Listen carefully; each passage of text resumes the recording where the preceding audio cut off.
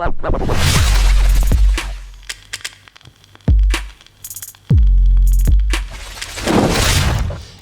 welcome to another video. I'm Lewis, above me John. I got a transfer roundup coming for you today with some bad news.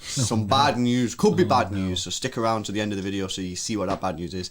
We'll set a like target. What do you want to go for? 800 likes. Let's go for 800 likes. Smash a like on the video if you do enjoy it. It helps other City fans find the channel. Lets us know that you're enjoying what we're actually doing. And we've been hitting all our like targets recently, so massive thumbs up to you, innit? Ticks the box. Go back to you. Subscribe to the channel if you're new. Hit that notification bell as well for daily Manchester City videos. So close to 17k, so any help towards that would be massively appreciated. And if you want your name on the bottom of the screen, help support the channel. Become an extra club member, link in the description. Got different tiers, different perks, read them, see what you want to do. Right, okay, let's get into it. As always, starting with the outgoings. Bray, take us away, innit? First things first, not a surprise, Jayden Braff. He's only 18 years old. He's a target for Bayer Leverkusen, which, you know what I mean, that's all right. With initial discussions over a move understood to be underway, so apparently this is started. That's Sammy Mokbel from the Mail Sport, and I think this is a good move, really. He's not getting a chance at City, that's quite clear. He's not coming through. There's been plenty of times where we could have played him. There's plenty of times where we've played the youth and we've not included Jayden Braff. Yeah. I know towards the back end of last year, he did start training with the first team, but then we never saw him. He's just not getting a chance. So for me, he has to go elsewhere. And I think Germany's a really good league for youngsters at the moment. So, you know what I mean? Fair play to him to want to go there. And if he gets off to Bayer Leverkusen, I genuinely think City needs to implement some sort of buyback clause or we don't want a Jadon Sancho situation where we don't have anything. We need to protect it by at least having like some sort of claw back for it. Do you know what I mean? So we can get rid of him, but then we can kind of say buyback or a sell on, innit? Yeah. So you can earn something from his future development. I think we did a transfer video we do them every day, most days, and it was included in one I think maybe a week ago or something, and I think it was Dortmund was interesting. So it does sound like that there are a few clubs in Germany who want to take him, and it's obviously Schalke got Matondo, didn't they, as well? So there are a lot of German teams are looking for these young players. So yeah, I think he will leave in the summer. Maybe he'll leave in January, who knows, but we'll have to see. Fee probably around 6 to 10 million, I reckon, at this moment in time. Right, let's move on. Luke Mbete. He's been talked about a lot at the moment. He's been included in a few squads. Only young, I think he's only 17. A couple of other kids as well. Josh Wilson, Esbrand.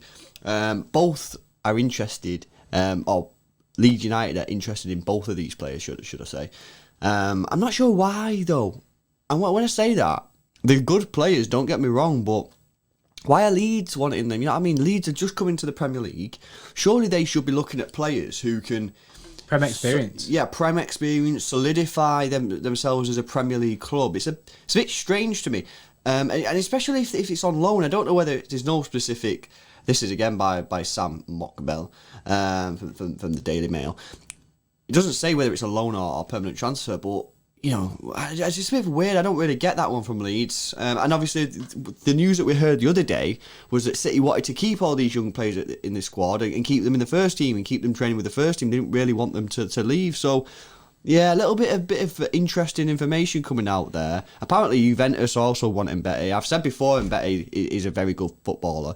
And I think that if we don't give him game time, even if it's just a few minutes in the not Carabao anymore, but maybe in the FA Cup game, obviously got one on Sunday, who knows, but I think he could end up leaving if we don't play him. He has come out in the past and said he sees a path to the first team, so that's positive news. But we'll just have to see. But yeah, that Leeds one is a bit weird. I don't know why Leeds would be signing young players like that, you know. I'm with that. They need to make a foundation rather than, they're going underneath the foundation and getting, the rising up players where if they make a foundation and stay in the Prem, then they can start looking at youth players that they can bring through and into that first team. But like I say, here's a weird one. But Luke Mbete news, he's hotting up at the moment. There's a lot of people talking about him. So hopefully players like he stay at City, because like if you can see a clear future, they're buzzing. Keep it with us for now. At least get a chance out of him. Next up is already City player. That's the January transfer window. It seems to be just a lot of our own players at the moment. You know what I mean? A lot of outgoings, not a lot of incomings. It's a weird one. It's a weird one. When Pep said before the transfer window that there will be, January nothing's going to happen, I'm starting to believe that a lot more, because usually we're a week in now. Usually you start seeing some stuff, things start to implement, but you never know. Things can turn around quite fast. So next up we've got Raheem Sterling. He's part of a company with his agent, Adi Ward. and he's refocusing and deciding which way he'll go. Apparently, those close to him, so his family and that, are saying they won't be surprised if he decides to not go with an agent at all, the KDB route, and just go with a lawyer instead to make sure he gets all the financial stuff right. Which to me, I don't think is bad news, really. I feel like potentially that could be good if he goes down that route, because I think that's potentially the same way KDB is going. Whereas if you don't want to leave, why do you need an agent? Why should he be there? Do you know what I mean? You're just paying him for nothing, innit? Yeah, you're paying him for nothing. He can happily just renegotiate with City and get the deal that he wants. Yeah. Without any agent fees and stuff. So maybe that's the case. Yeah, I don't have a different to add. I agree with that. I think if he does use as a lawyer, I agree, bro. I think that is positive news. It was. I think if you're going to try and get transferred, I think you go for an agent. But Sergio Aguero, again, contract up at the end of the season, and the news coming out is sort of, to be fair, it's been backing up what we've been saying for quite a while. Initially, you've got Jose Alvarez coming out saying City have not spoken to Aguero really about a contract. Aguero wants to stay at the club, but he will start listening to offers, and teams like Barcelona or PSG may be interested. And then you've got Canal Plus coming out saying Pochettino wants Aguero at PSG. And this is what we've been saying for a long time now. There's no need, really, for City to offer Aguero a contract at this moment in time. Aguero hasn't proven his fitness this season. So why would City then go and offer him an extra contract? There's no need. If I was City, and I've said this in many, many videos now, I'd just be saying to Aguero, relax, you know what I mean, chill out. We'll assess the situation at the end of the season. And, you know, in all likelihood, I do think City will offer him an extra year. But if for some reason we don't offer him another year, he will get another football club. And it's proven, you know, the links are going out. Barcelona, PSG, he'll walk in them clubs for free. Yeah. You know, he doesn't have to be a full fit player anymore. He could come in and play 50% of the games. If you get a Sergio Aguero for free playing 50% of your football matches, especially in France, he'll bag a shed load. So there's absolutely no rush on City's part. I get that Aguero, you know, might want his future sorted, but at the same time, I think he understands that City not just going to offer him a new contract when his fitness isn't there. So wait to see what happens on that one. I do think City will offer him a 1-year deal, but we'll just have to wait and see. I completely agree. I don't see City. No, I believe the Khaldoon thing where he's on about the legends at the club, players like Aguero and Fernandinho. If they want to stay, they can stay. Sound like the company thing. Company could have stayed. However, he felt, you know what I mean, he felt he couldn't add any more and it was his right time to leave. I feel like it'll be the same with Aguero. They'll all have that option to stay. It's just whether they take it up or not and whether they want to go somewhere else. But it's nothing to worry about. We said this in our last transfer roundup. There is literally nothing. I don't think there's anything to worry about on the Aguero thing. No. It's just going to take time. It's going to be one of them things that it will just, from now until the end of the season or even after, I mean, like when the transfer window opens, it'll be just one of the things that just comes out of nowhere, happen in a week, and it'll be like, oh yeah, buzzing, Aguero signed. Incomings, everyone's favourite part of the show, even though it is not very much happening recently. But incomings then. Rabbi Matondo spoke about him yesterday, or whenever the last transfer roundup was, and apparently he was going to Stoke on loan. However, City were looking into the possibility of maybe taking him, maybe, do you know what I mean, doing a bit of financial stuff, kind of like when, was it PSV wanted Angelino or something? Some club wanted Angelino, they were going to pay 20 mil, so City were like, well, we may as well just go and get him for like 10 mil. We've not done that. Basically, it's a bit weird one. It's not really an incoming, but it could have been an incoming. You know what I mean, what could have been? But basically, he's at Stoke now.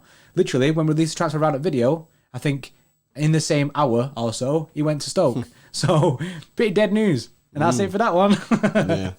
And the big one, guys, the bad news. Erling Haaland, his father has been speaking, and it's about whether or not Haaland will go to United. And this is what he said. He said, I really dislike United. This is his dad, by the way. Alfie.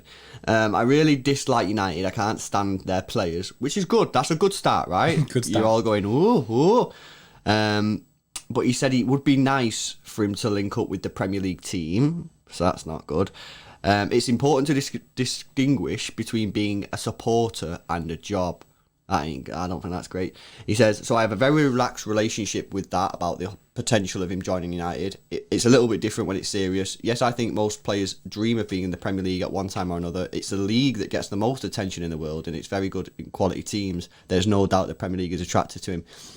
So I like the fact there that he then goes back and then just he's holding in on the league.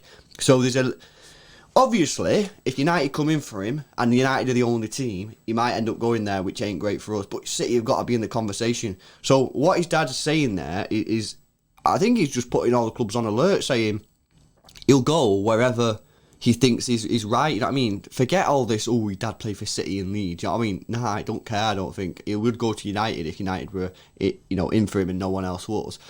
I like the fact, though, that at the end of the situation, his dad is saying it's all about the league, it's about the league. It's sort of like the reporter has started this conversation about asking about United, and he's gone, well, yeah, you know what I mean?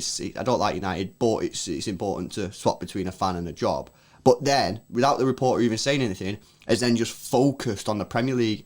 You know what I mean? It's like everyone wants to play in the Premier League, but he's sort of got away from United. So he started off in United because that's what the reporter asked him.